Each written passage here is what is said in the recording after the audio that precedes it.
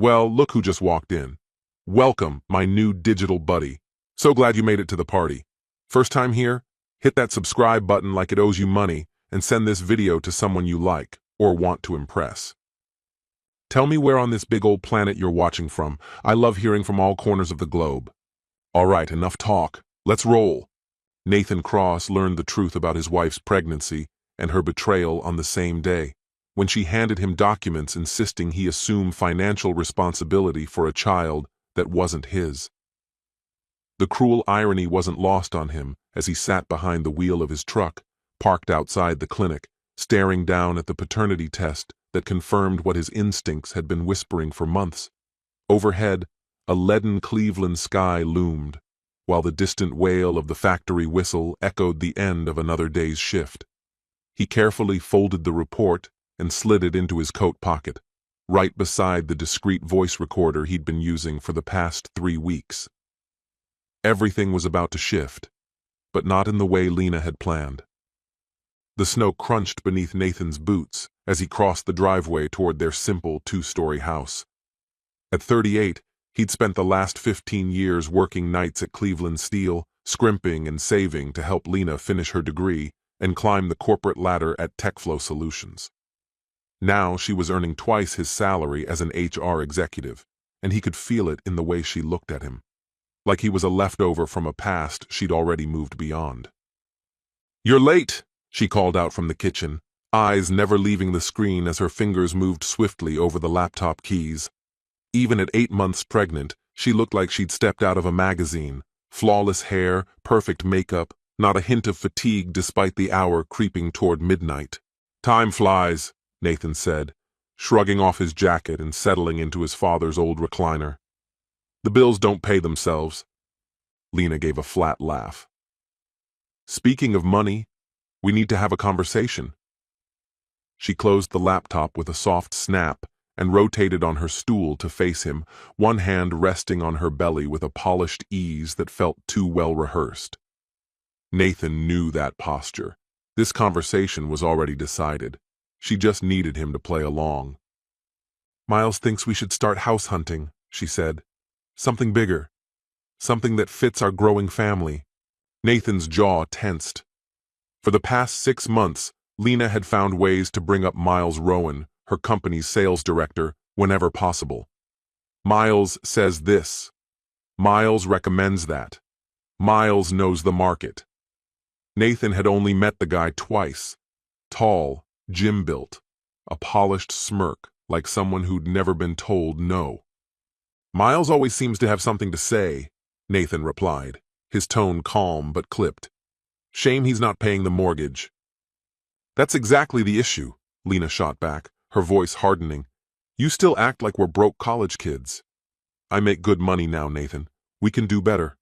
We might actually be able to save some of that money if we didn't feel the need to impress your coworkers every Friday night," he said, his words landing heavy between them. Her face shifted. Something flickered in her expression. Annoyance? Embarrassment?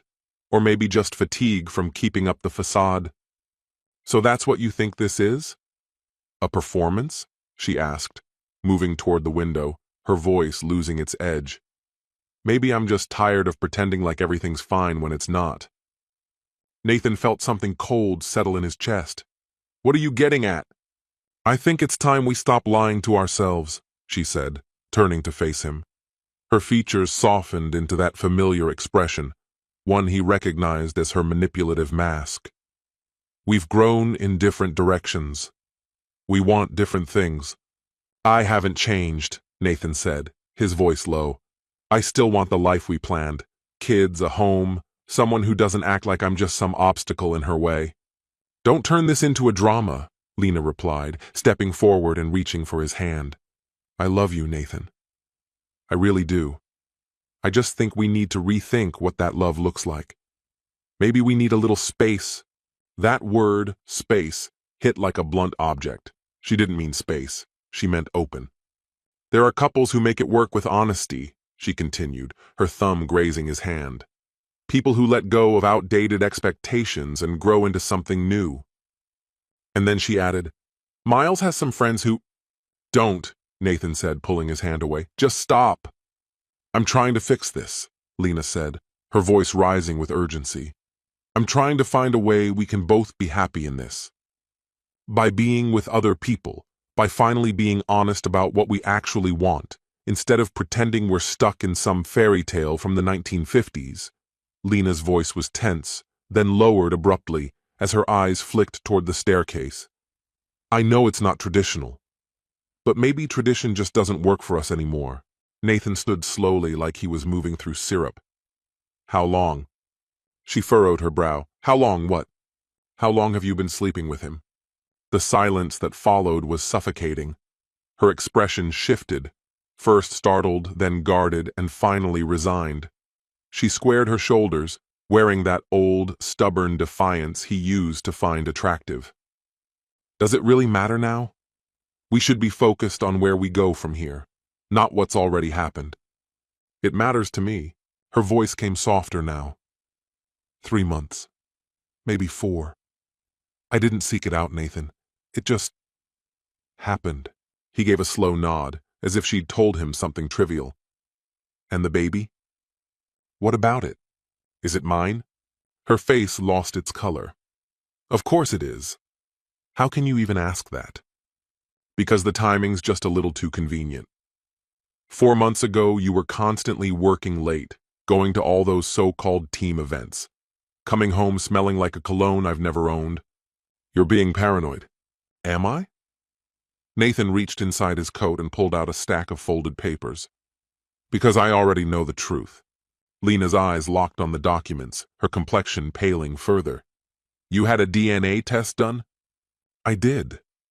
On the baby you've been urging me to claim. The one you've lied about from the start. Nathan, please, I can explain. Really? You can explain how you plan to have me raise a child that isn't mine? How you let me paint the nursery and pick out cribs while you kept the real story hidden? I never laughed at you. No? He pulled out his phone and tapped a button. Lena's voice played clearly through the speaker.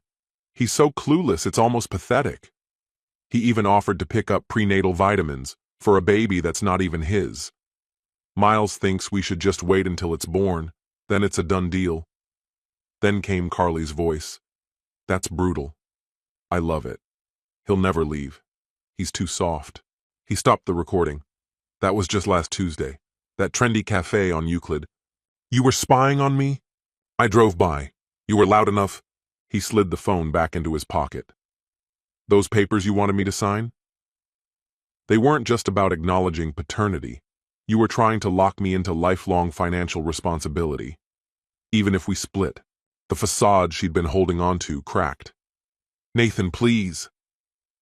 It's not as black and white as you think. It's exactly that simple, he replied, walking toward the stairs.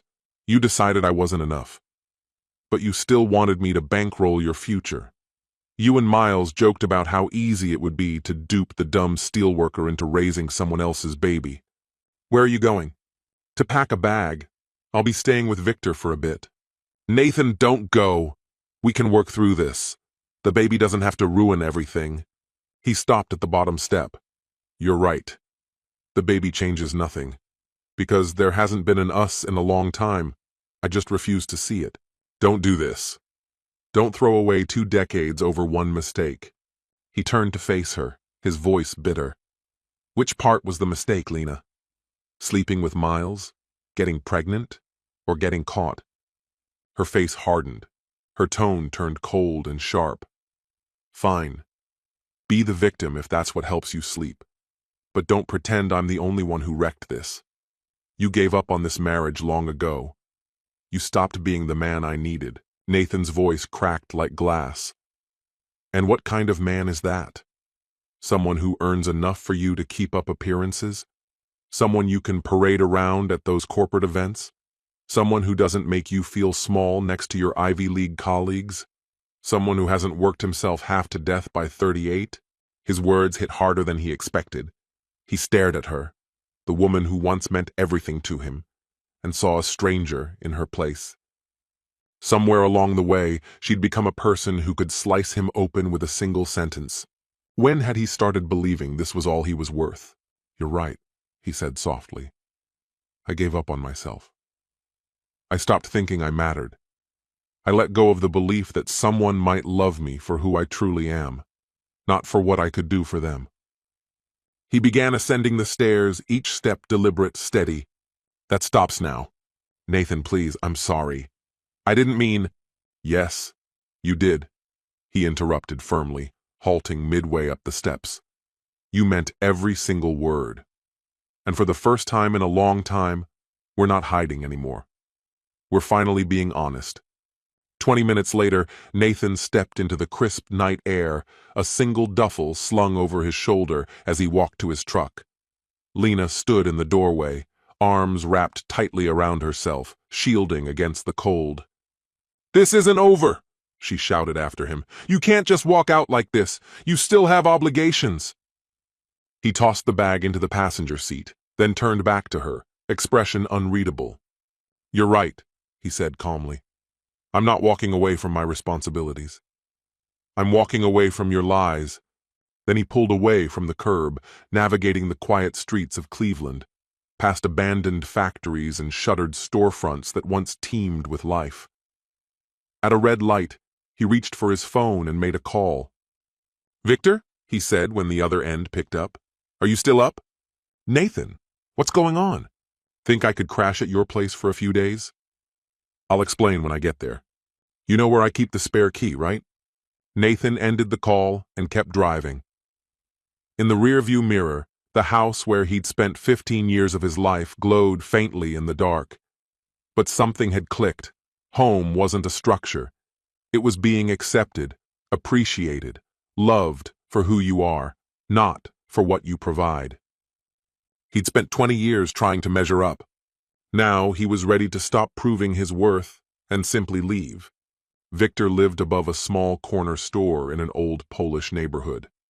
Just 3 small rooms, filled with the lingering scent of stale cigarettes and burnt coffee. Victor himself was an odd mix, a philosophy grad from Case Western who'd spent 2 decades in blue-collar jobs, a man who quoted Nietzsche over lunch and could rebuild an engine blindfolded. "So she was playing house with some soft-handed pretty boy while you were out there paying the bills," Victor muttered, pouring coffee from a battered percolator. "How long you known?" "I had a hunch for a while," Nathan said as he lowered himself into a kitchen chair. "Yesterday just made it official." He looked down at the paternity test on the table. "In a strange way, I almost admire how calculated she was. Get pregnant, push me to sign the paperwork, so that even if I find out later, it's too late. I'm legally locked in. What are you thinking now? Divorce, fight the paternity claim, start over." Victor leaned on the counter and lit a cigarette, his hand steady. "That's the rational path," he said. "But if you were thinking rationally, you wouldn't be sitting here at 2 a.m. with just a bag and a broken heart." His eyes, framed by thick glasses, were sharp and probing. "The question is, what kind of man do you want to be now?" Nathan held his gaze. "I always thought I was a decent guy. Honest. The type who does the right thing, sticks to his word." "And what did that get you?" Victor asked. "Lied to. Taken for granted." He leaned closer. "Maybe being the good guy isn't enough anymore." Victor pulled out a chair and sat down across from him. "Maybe it's time to be smart. To play the game right." "What's that supposed to mean?" "It means she's been on a fence this whole time, and you didn't even know you were on the field." "But now you do." Victor tapped ash into a chipped mug. "You can lie down and lose, or you can stand up and fight. Just remember, once you decide to fight, you go all the way." Nathan spent the following 3 days thinking about that talk. He went to work, returned to Victor's cramped place, and turned it all over in his mind. But something had shifted. He wasn't hesitating anymore. He wasn't fixated on appearances or guilt. He was making a plan. By Friday, he called in sick. He drove downtown to the Terminal Tower, heading straight for a law firm tucked into one of the top floors. The name on the frosted glass door read, Patricia Walsh, Family Law. Patricia was in her 50s, hair pulled into a tidy bun, eyes sharp with experience. Her voice carried the quiet certainty of someone who'd heard every excuse, every angle. "You want to contest paternity and initiate divorce proceedings," she said, flipping through the stack of papers he'd given her. Pretty standard. She looked up at him. The recording you made? It won't hold in court, but it'll be useful when we're negotiating. What about those papers she wanted me to sign? You were smart not to, Patricia replied, reclining slightly in her chair. In Ohio, once you sign a paternity acknowledgement, it's nearly impossible to reverse, even if you have DNA evidence later. She tapped her pen rhythmically against the notepad in front of her. She knew precisely what she was doing. Your wife isn't naive. Do I have any chance of getting alimony? Nathan asked. Very unlikely, she replied, her voice dry. You both earn a living and she makes significantly more. But we can push for an even split, no spousal support either way. Nathan gave a slow nod. And the house? It's marital property, Patricia said as she jotted something down.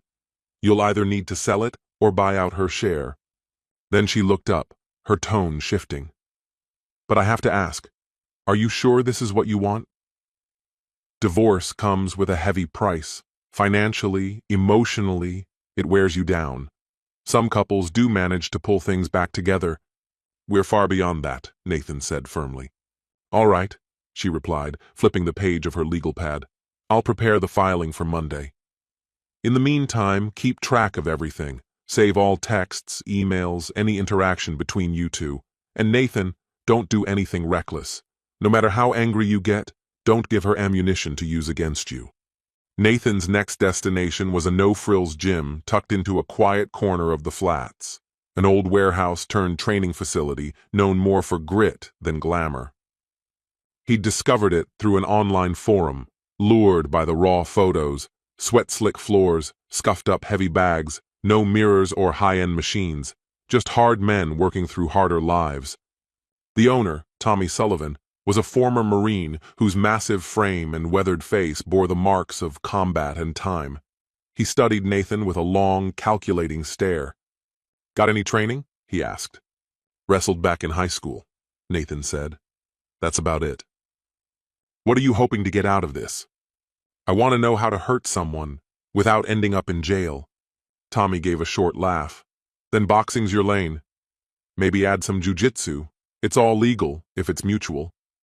He gestured toward the gear. You're carrying a lot of heat inside. Yeah, something like that. Good, Tommy said. Anger's a tool, if you learn how to wield it. He tossed Nathan a pair of gloves. Let's see what you can do. For the next hour, Nathan battered the heavy bags until his fists throbbed and the gloves were damp with blood. For the first time in ages, it felt like he wasn't just surviving. He was pushing back. You've got something raw in you, Tommy said, watching as Nathan leaned against the ropes, wiping sweat from his brow. But you're still swinging from your feelings. That gets people hurt. Come back Tuesday. We'll work on teaching you to fight with control, not just rage. That evening, Nathan returned to the house to pick up a few more things. Lena sat on the couch, mid-conversation on her phone. When she saw him enter, her posture stiffened. I have to go, she said quietly. Nathan just walked in. She ended the call and faced him. We need to talk. There's nothing left to say, he replied, already heading for the stairs. I'm not agreeing to a divorce, she called out. He stopped. That's not your call. It is if I can test it, she said calmly. I can drag this out, make it ugly and expensive. Her voice didn't rise. It was measured, strategic. Or, she continued, we find a different path. He turned slightly. What kind of path? You don't dispute paternity. You've already helped raise the child. In return, I don't bring up Miles. We figure out a workable situation. You want me to play husband while you keep seeing him? I want us to act like adults, not a scandalous headline. She stood and walked toward him, her tone coaxing. Think about it. If you leave, you get nothing. I stay in the house, raise the baby, and you still pay child support. Or, we stay married, you co-parent, and we all get what we need. Everyone but me, Nathan said flatly. You'll adjust. You always do. He looked at her then, really looked. For the first time, maybe. She wasn't cruel, not malicious, just calculating. To her, this wasn't emotional betrayal. It was a practical equation. The affair, the secrets, the fake paternity, just obstacles to be managed. "I'll think about it," he said at last. Lena gave a small nod. "Good. Take your time, but not too long. I'm starting to show, and people are starting to ask questions." Upstairs, in what had once been their shared bedroom, now clearly hers, Nathan packed another bag. On the nightstand, he spotted a cologne bottle. It wasn't his. Miles had been here. In this room. In their bed. While Nathan was working overtime to support them. The anger Nathan had been suppressing for weeks was teetering on the edge of explosion. But instead of letting it consume him, he calmly reached for his phone and hit the record button. December 15th, 8:30 p.m. Lena Cross has threatened to contest our divorce unless I agree to pretend her unborn child with Miles Rowan is mine. She's also admitted to giving him access to our home. He stopped the recording, slipped the phone back into his coat, and zipped his suitcase shut. Before walking out the door, Nathan made a detour to the kitchen and noticed Lena's laptop sitting open on the counter. The password was still the same, anniversary date. She hadn't bothered to change it. Her email account was still active. Nathan sat and started reading. For the next 10 minutes, he scrolled through a string of messages between Lena and Miles. What he read wasn't just betrayal, it was a calculated plan. Their affair was just one part of it. They were clearly planning a future that no longer included him. Miles was actively searching for a new apartment. Lena had begun vetting divorce attorneys. They had even exchanged advice on how to extract the maximum amount of child support from Nathan while shielding themselves from financial risk. The final message was from just a few hours earlier. "He's getting suspicious," Miles had written. "Maybe we should lay low until the paperwork is signed." Lena's response hit Nathan like a cold slap. "He'll sign. He's too weak to push back." Nathan quietly closed the laptop, grabbed his bag, and walked out to his truck. For the first time in weeks, he allowed himself a small smile. By Monday, he had officially filed for divorce. On Wednesday, he transferred all his savings into a secure, separate account and hired a private investigator to monitor Lena and Miles. By Friday, he had stopped reacting and started planning. His first move was subtle. Buried in her email archive was a message Lena had sent to her sister. On the surface, it seemed harmless. Just a note mentioning the baby's expected due date. But the timeline didn't make sense. The conception date she gave was off by nearly a month. Lena had even lied to her own family about the pregnancy. Nathan forwarded the email to his attorney with a brief note attached. Could support a case for habitual dishonesty. The next step he took was less discreet. He'd found out that Miles was a frequent visitor at an upscale fitness center in Beechwood, one of those pristine gyms frequented by white-collar types and social climbers. It took some time, but with a little help from one of Victor's contacts, Nathan managed to get a guest pass. Spotting Miles inside wasn't hard. He stood out, tall, glowing skin, top-of-the-line workout gear, holding court among a younger crowd that clearly admired him. Nathan didn't approach. He just observed how Miles moved, who he interacted with, the swagger in his demeanor, confidence that bordered on smugness. Then, one Thursday evening, Nathan waited outside in the parking lot. He stepped forward as soon as Miles emerged from the entrance. "Miles Rowan?" he asked, his voice low and even. Miles froze mid-step. His face shifted from blank confusion to a sudden flash of recognition. "Nathan, what are you doing here?" "Thought I'd finally meet the man who's been sleeping with my wife," Nathan replied evenly. "Figured we should talk?" Miles looked around uneasy. "Listen, I don't know what Lena's told you." "I don't need Lena to tell me anything," Nathan interrupted. "I put the pieces together myself." He took a step closer and Miles instinctively stepped back. "The paternity test came in," Nathan added. "Congrats, you're going to be a father." Miles looked shaken. "That can't be true." "DNA's a bit more reliable than people," Nathan said. "Unlike some of us." He pulled out his phone once again. "Want to hear something enlightening?" He tapped play. Lena's voice came through clearly, confident, almost amused. "Miles thinks this is real," she told her sister. "But I'm not giving up 15 years of marriage for some fling. Nathan's reliable. He'll take care of the baby, and I'll keep Miles around for fun. Miles stood stunned, face paling, then flushing with rage. She actually said that? Nathan gave a slow nod. That's not all. She said you boost her ego but don't bring much else to the table. Said you're too immature to handle any real responsibility. Claimed she'd bleed you for money while still living with me. He paused the audio. Looks like she's been playing both of us. Miles stood there speechless. I don't know what to think. Nathan gave a small shrug. Then call her. Ask what she and her sister talked about yesterday. Why don't you just ask her if she really plans to walk away from me? Nathan said, slipping his phone back into his pocket. Or better, ask why she's been researching how to file for child support from multiple men. Without waiting for a response, he turned on his heel and strode away, leaving Miles standing alone in the parking lot. Nathan didn't bother looking back. He could feel the weight of Miles's stare following him. The next morning, his phone lit up with a call. It was Lena, and she was furious. What did you say to Miles? She demanded, her voice sharp. We had a conversation, Nathan answered coolly. Man to man. He's asking a lot of questions now, about the child support, about whether you're actually leaving me. Her tone grew clipped. You told him something, didn't you? I told him the truth, Nathan said plainly, that you've been playing both sides. I'm not playing anyone, Lena snapped. I'm just trying to figure out what's best for everyone involved. What's best, Nathan said evenly, is the truth. You should try telling it sometime.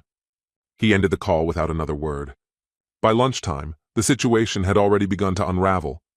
Miles had shown up unannounced at Lena's workplace, demanding answers in front of her colleagues. Flustered, she said something that sent him storming out of the building. That evening, she called Nathan again, this time sobbing. He broke it off, she choked out. Said I was manipulative. Said I couldn't be trusted. You did this. You turned him against me. No, Nathan replied, his voice calm. I told him the truth. If that destroyed his image of you, maybe you should think about what that says. There was a long, strained silence. What do you want from me, Nathan? She asked at last. I want your signature on the divorce papers. I want you to admit the baby isn't mine. And I want you to stop pretending we can salvage this. And if I refuse? Then we take the gloves off, he said flatly. Your boss finds out you're sleeping with a subordinate. Your parents learn whose baby you're carrying. And your church friends? They hear all about the little open marriage proposal. Your choice, you bastard. I'm learning, he said, then hung up. 2 weeks later, the final confrontation was set. Nathan had asked Lena to meet at a quiet Italian restaurant. She thought it was just another talk about logistics. But when she walked in, she stopped cold. Nathan was already at the table, flanked by her parents, her sister, and Miles. What is this? She asked, face draining of color. A chance for everyone to hear the truth, Nathan said. A proper family meeting. He hadn't come empty-handed. On the table were paternity test results, printed emails and texts, and a recording. Lena's own voice, confessing her plan to mislead Nathan about the baby's paternity. Her mother picked up the test results, her hands shaking. The baby isn't Nathan's? Lena slowly sank into the chair. It's complicated. No, it's not, Nathan said, voice clipped. Your daughter had an affair, got pregnant, and tried to pass the baby off as mine. Lena, is this true? Her father asked, his expression one of stunned disbelief. Lena looked around the table, seeing only hurt and confusion, where once there had been affection and trust. I made some poor decisions, she admitted softly. Poor decisions? Miles spoke for the first time, his voice full of disbelief. You told me you were leaving him. That we were going to raise this baby together. I was trying to figure things out. No, Nathan interjected. You were trying to keep your options open. You wanted me for financial stability, and him for emotional satisfaction. And when it all started to fall apart, you decided I'd be the perfect stand-in father, and maybe you could squeeze support from both of us. That's not true, Lena insisted. Nathan pushed forward a stack of documents. Then explain these. Emails to your sister about keeping me as a backup. Texts to Miles about maximizing child support. And your browser history. Searches on how to commit paternity fraud. Lena's sister picked up one of the papers and scanned it. Her voice trembled. Lena, what were you thinking? I was thinking about what was best for the baby, Lena murmured. No, Nathan said. You were only thinking about what was best for you. Just like always, the confrontation dragged on for nearly 2 hours. By the end, Lena sat alone at the table. Her family was speechless. Miles had walked out, calling her a liar. Her parents had quietly excused themselves, stunned and heartbroken. Her sister gave her one final look of disbelief before silently leaving. Lena turned to Nathan, her eyes red. Are you happy now? No, he said as he stood. But I'm done. Sign the papers, Lena. This is over.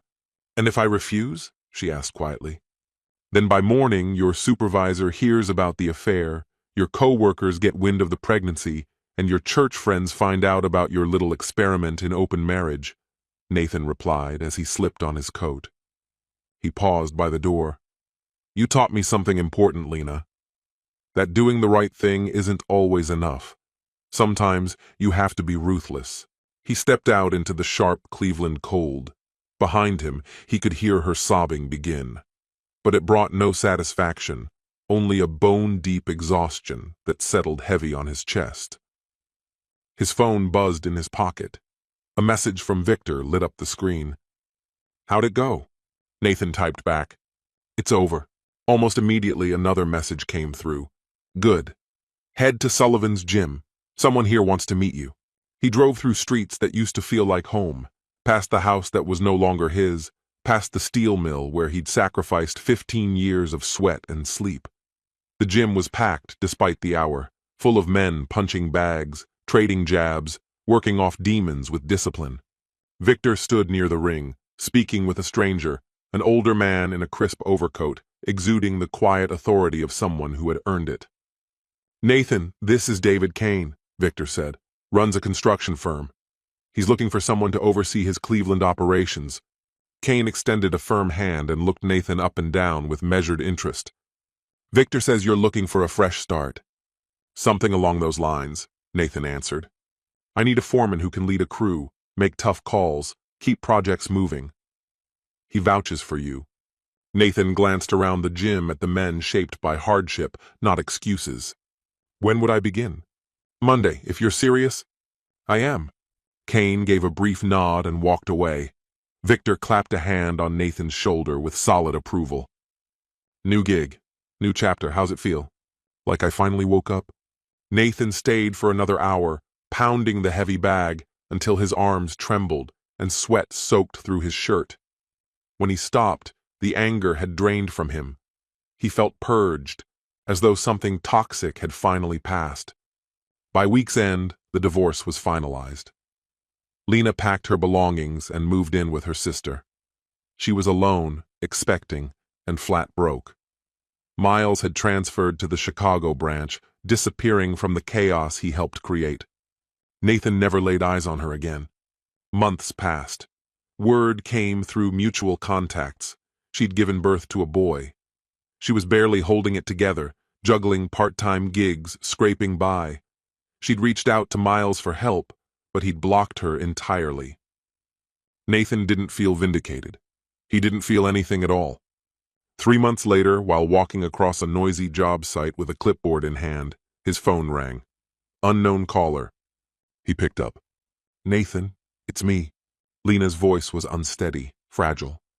I need help. The baby's sick and I can't pay the hospital bills. I know I don't have any right to ask you, but... You're right, he said, cutting her off. You don't. I'm begging you, she pleaded, her voice trembling. There's no one else. He stood in the middle of the chaos, steel beams rising, drills whirring, men working with quiet determination. You made your choice, Lena. You chose deception. You chose to betray. Now you face what comes with it. I made a mistake, she said softly. I see that now. But the baby, he didn't choose any of this. No, he didn't, Nathan replied, his voice flat. "But he's not mine to carry."